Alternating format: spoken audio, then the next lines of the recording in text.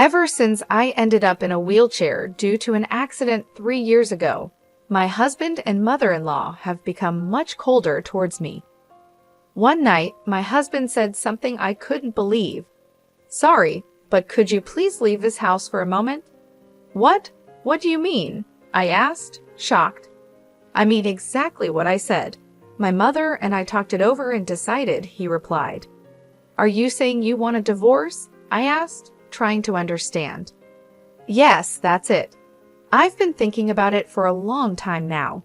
You can't earn any money, so I don't need you," he said harshly, as if he was squeezing blood from a stone. "I understand. Thanks for everything, and thanks for leaving me with nothing," I said, getting up. I left, knowing it would take them some time to realize the meaning of my words. My name is Linda Gray. After graduating from university, I have been working at my current company for 7 years. "Well then, I'll be heading out. Thanks for your hard work." "Thanks for your hard work too," a colleague replied as I closed my laptop and got up from my seat. I looked at the clock by the window and saw it was already 4 hours past my regular working time. An afternoon meeting had run late, and I had been preparing for a conference and responding to emails, which took longer than I expected. I left the office, got in the elevator, and went down to the first floor. As I walked through the automatic glass doors at the entrance, I saw that the sun had already set. I checked the train schedule on my phone as I left the company gate and headed to the nearest station. On my way, I saw 2 of my husband's colleagues walking in the same direction. I wondered if Jack, my husband, was already home. We had stopped talking about work at home recently, so I had no idea if he was busy. Talking about work at home had been making Jack cranky, so we naturally stopped discussing it. As I rode the train home, I stared out the window, lost in thought, watching the scenery go by. When I was dating Jack, we used to finish work at the same time so we could go home together. But for the past year or 2, our schedules have been completely different. On the train, I noticed a young couple near the door, maybe college students, having a fun conversation about a movie they saw recently. Their happy scene reminded me of my own past, and I had to close my eyes tightly to stop the emotions from overwhelming me. "I'm home," I called out as I opened the front door, took off my shoes, and saw the neatly lined up shoes in the entrance. It seemed everyone else was already home. I heard the living room door open behind me and the sound of slippers coming closer. "Welcome home, Linda. You were late today," my mother-in-law, Jessica, said warmly.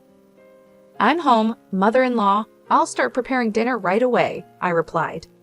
"Oh no, you don't have to rush.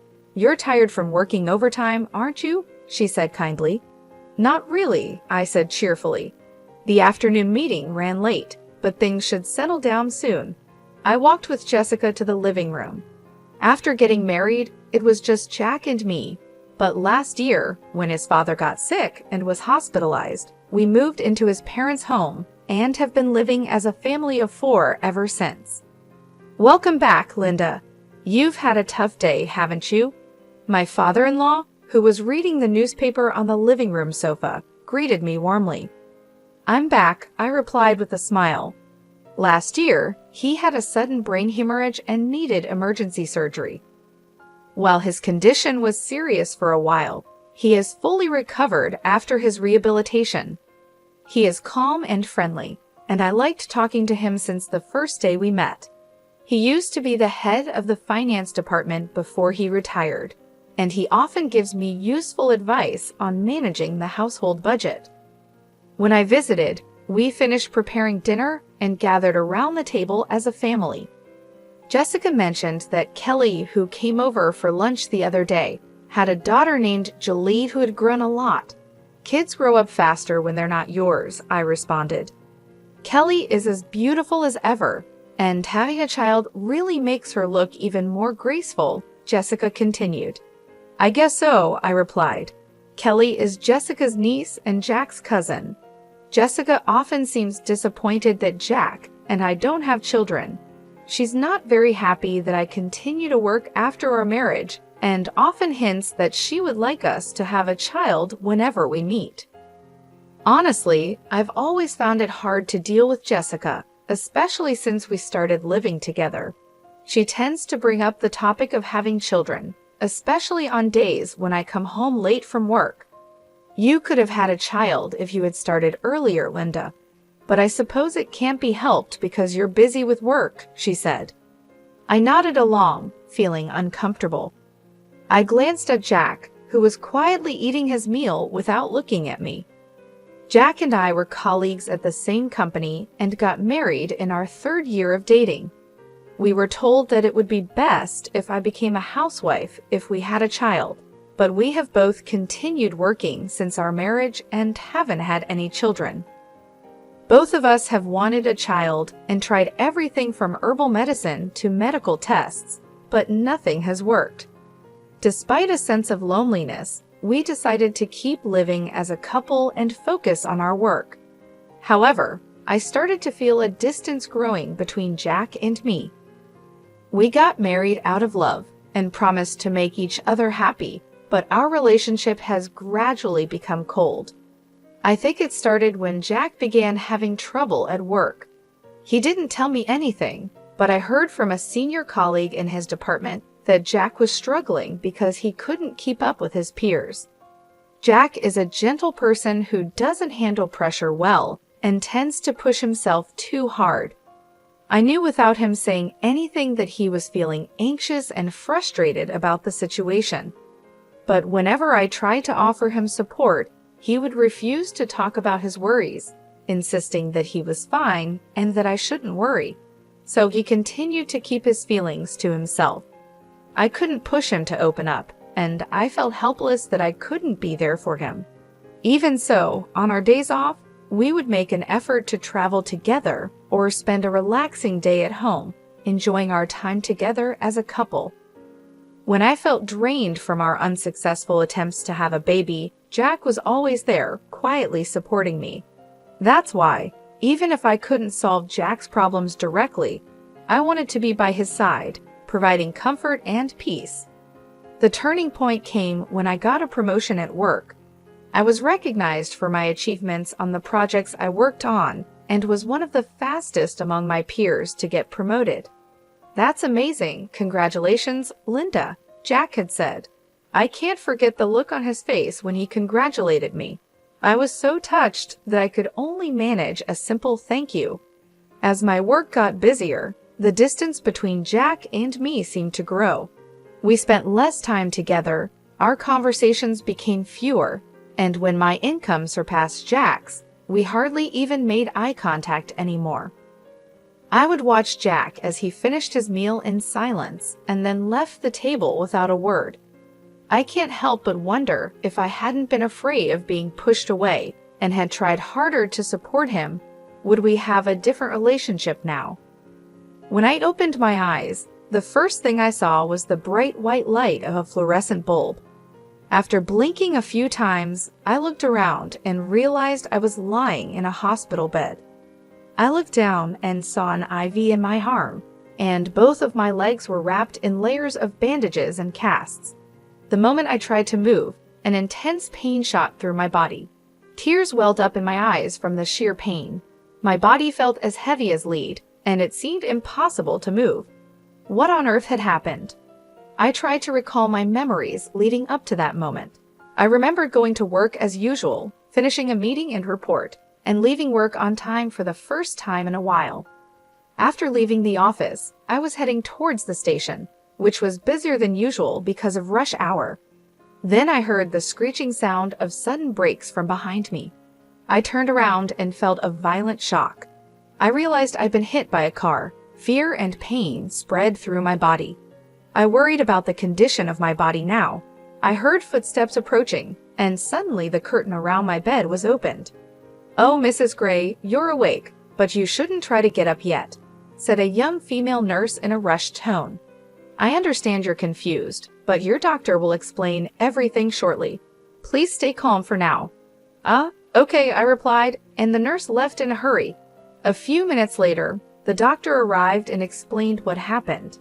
Apparently, a truck driven by a sleepy driver crashed onto the sidewalk, and I was hit from behind. I had been rushed to the hospital immediately after the accident, and it had been about half a day since the surgery. "Excuse me, but have you contacted my family?" I asked. "Yes, we have informed your husband and his parents about the accident and that the surgery went well. However, they seem to be out somewhere and can't come right away," the doctor said. "I see, thank you," I replied. Jack was away on a business trip, and his parents had been on an overseas vacation since last week. From the doctor's tone, I could imagine their reaction to the news. Even though they were out, it didn't sound like they responded as you would expect when being told a loved one has been in an accident. I laughed bitterly, thinking about Jack's reaction. It didn't seem like he would be worried about me. The doctor continued to explain that while there were no life-threatening injuries, the damage to both of my legs was severe. They said the chances of walking again were not good. As I listened, it felt surreal, like they were talking about someone else, not my own body. Jack visited the hospital 4 days after the accident. It was surprising to see his pained expression when he saw me, covered in injuries, lying in the hospital bed. "Sorry," he said, looking genuinely distressed. "I'm late." "It's fine, don't worry about it," I replied. "I'm sorry for interrupting your business trip." It had been a while since we last talked, and the atmosphere was awkward. Our conversation stalled, and we both avoided eye contact. Jack then excused himself to talk to the doctor, leaving the room. I couldn't bring myself to call out to him and just watched him leave. It's been 2.5 years since the accident. My legs are still disabled from the accident, and I've been confined to a wheelchair. Since the accident happened while I was leaving work, I managed to stay with the company for a while, but it became too hard to continue, so I resigned about 5 months ago. Since then, I've been spending my time at home, but a few things have been bothering me. One thing is Jessica's attitude towards me. It's gotten much harsher than before. "Linda, do you have a moment?" "Yes, of course." "I'm about to head out, but could you fold the laundry for me? It's just folding, so you can do it even if you can't move your legs, right?" "Yes, please be careful on your way out." "Well then, please get it done." Ever since I started staying at home, I've been getting more and more snide comments from Jessica. She seems unhappy that her daughter-in-law is at home all day and not working. Now, every time we meet, her requests come with a side of sarcasm. I sighed as I folded the laundry. The other thing that's been on my mind is Jack's job. According to a former colleague, Jack seems to be struggling at work more than ever. He's being outperformed by younger colleagues and subordinates who joined after him. He seems to be viewed as a burden by those around him. He used to keep to himself after coming home from work, but lately he's been taking out his frustrations on me more often. Must be nice, Linda. You don't have to worry about work relationships anymore, and you get to eat without having to work. I heard from Mom that you've been lazing around all day doing nothing. I wish I could have that lifestyle just once. I no longer saw any trace of the kind Jack I once knew. His sarcastic remarks left me feeling sad for the man he had become. One night, he said, "I hate to ask this, but could you please leave this house?" I was at a loss for words, unable to understand the meaning of his abrupt statement. "What? What do you mean?" "I mean exactly what I said. My mom and I have talked it over and decided." I turned to look at Jessica, who was sitting next to Jack. "Linda, ever since you quit your job, you haven't contributed to the living expenses or helped around the house. You've just been staying at home all the time. To be blunt, it's a nuisance for you to stay here any longer," she said. I don't. Don't you think it's rude to live off others without making any contribution to their household?" Jessica continued, a triumphant look in her eyes. Jack remained silent, avoiding eye contact with me. "Jack has a tough job too. Just because you're married, he doesn't have to support you anymore," she added. I looked at Jack, who was staring down. Jack is asking me to leave. Is this your way of saying you want a divorce? Yeah, that's it. I've been thinking about it for a long time, he replied. So after all this time, you have no feelings left for me? Why would there be? Of course not, Jack said, his words spilling out like a flood. Do you know how miserable I feel every time I see your face? You must have looked down on me, thinking you were better than me every day. It felt like the threads of our relationship were unraveling one by one. I tolerated you because you were contributing to the household expenses, but things have changed now. You're just someone who neither works nor has money, he said, clenching his fist, his words cutting like a knife. I don't need you now that you can't earn money. The last thread snapped. I understand, I said. For the first time, Jack looked at me. But I have a condition. All the divorce procedures will be handled through a lawyer. If you agree to that, I will pack my things and leave within the week. Sure, that's fine, right, Jack? Jessica said. Jack nodded silently. Well then, that's how it is, Jack, I said, jolting him out of his silence. Thank you for everything up until now, and thank you for leaving me with nothing, I said before walking out. A few days had passed since I left the house. When I checked my phone, I saw a call from Jack. I stared at the screen for a few seconds before picking up. Yes. Linda, I'm sorry. Could you please come back? He said. What's this all about all of a sudden? I asked, surprised by his change of heart. I heard from my dad that even after you quit your job, you've been covering our living expenses. You've been investing since you were working, haven't you? And now you're able to cover living expenses with the money you make from dividends, Jack said, his voice tinged with regret. Yes, that's right. So what? I responded, not sure where he was going with this. I left the household budget to you and my dad, so I didn't know anything about our finances. I thought we were living off my income, but now I realize we were mostly living off yours.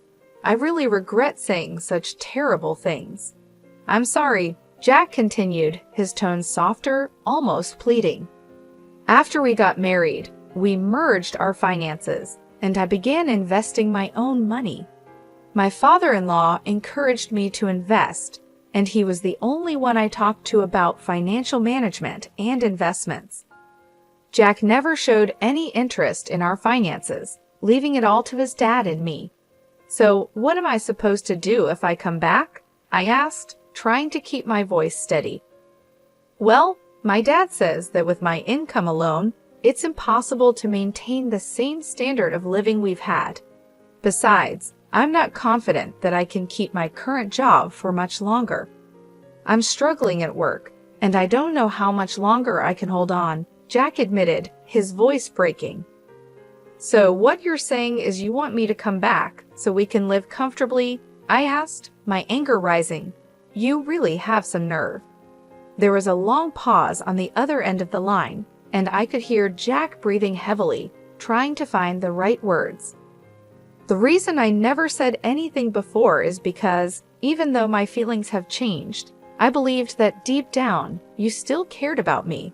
But you're not the Jack I once loved anymore, I said, my voice trembling with emotion. That's not true, Jack said quickly, his voice full of desperation. I still care about you. I've just been going through a lot, and I've made mistakes. I know I've hurt you, but I want to make things right. Please come back. I sighed, feeling the weight of the years and the pain we had both endured. Jack, it's not that simple. You've hurt me deeply, and it's not just about the money.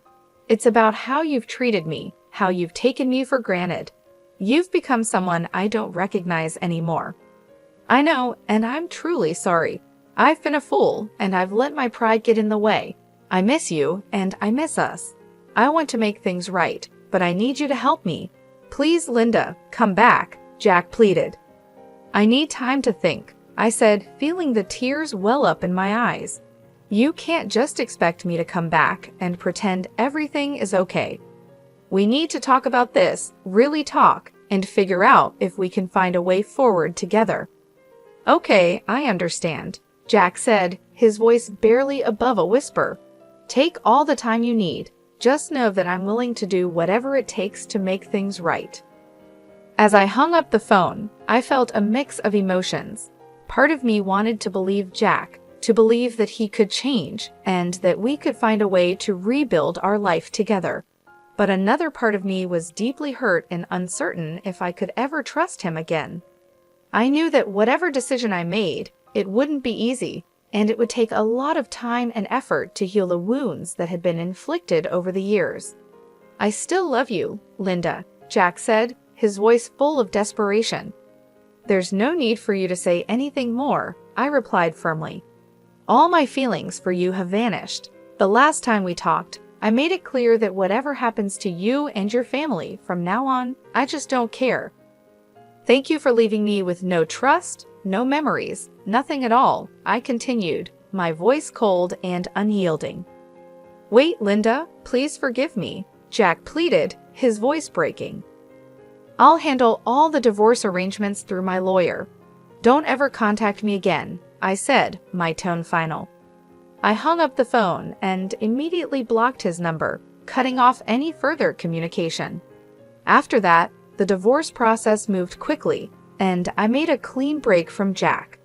The only person I still kept in touch with was my father-in-law. One day, my phone rang. It was my father-in-law. "So have you had any trouble living alone since you split up with Jack?" he asked kindly. "No, not particularly," I replied, feeling a bit relieved to talk to someone who genuinely cared about my well-being.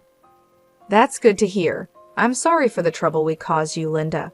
When I heard what happened from Jack and my wife, I was so angry that I couldn't help but shout. "I shouldn't have ignored the terrible way my wife and son treated you for so long. I'm truly sorry that I didn't do more to help," he said, his voice filled with regret. "It's okay, sir. Please don't worry about it," I replied, trying to ease his guilt. "Actually, I caused some trouble too. After I left, things didn't go well at the house. Even without my income, Jack and Jessica kept living extravagantly without cutting back on their lifestyle. They ended up pawning their belongings and even went into debt. My father-in-law, frustrated with their irresponsible behavior, recently divorced his wife. I see this as a good chance to rethink my life," I continued. "I can live just fine with my current lifestyle, and I want to take on new challenges. I feel optimistic about the future, even though things have been tough." "That's the spirit," my father-in-law said, a hint of pride in his voice. "You've always been strong, Linda. I have no doubt that you'll come out of this even stronger." After hanging up, I reflected on how much my life had changed.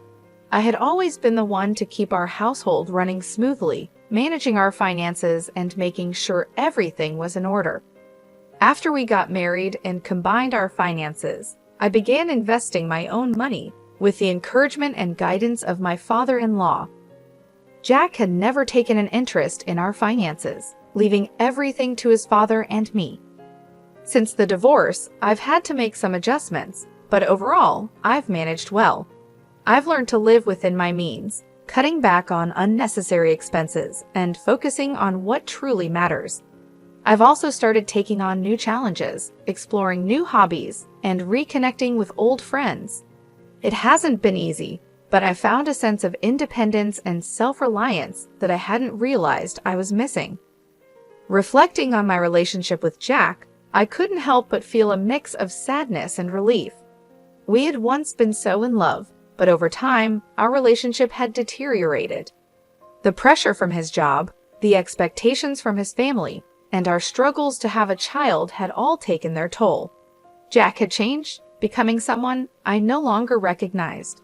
His coldness and lack of support had driven a wedge between us, and no matter how much I tried to reach out to him, he had pushed me away. When I finally made the decision to leave, it was the hardest thing I had ever done. But now, looking back, I realize it was also the best decision for both of us. Jack needed to face his own issues, and I needed to find my own path. The divorce proceedings were straightforward, thanks to the help of my lawyer and the support of my father-in-law. He had always been kind to me, treating me with respect and offering his wisdom and advice on financial matters. Even after the divorce, he remained a source of support, checking in on me regularly and offering his assistance whenever I needed it. I learned that after I left, the household fell into chaos. Without my financial support and management, Jack and Jessica continued to spend recklessly, refusing to cut back on their lavish lifestyle. They eventually had to pawn their belongings and even went into debt. My father-in-law, frustrated with their irresponsibility and fed up with the constant stress, decided to divorce Jessica. Now, I see this as a chance to reassess my life and set new goals. I've been focusing on my own happiness and well-being, taking things one day at a time. I've found new strength within myself and a renewed sense of purpose. I've also started to explore new opportunities, whether it's a new hobby or a potential career change. Life may not have turned out the way I expected, but I'm determined to make the most of it. As I laughed cheerfully with my father-in-law over the phone, I felt a sense of relief and hope. The future is uncertain, but I'm ready to face it with a positive attitude and an open heart. I'm grateful for the lessons I've learned and the support I've received, and I'm excited to see where this new chapter of my life will take me.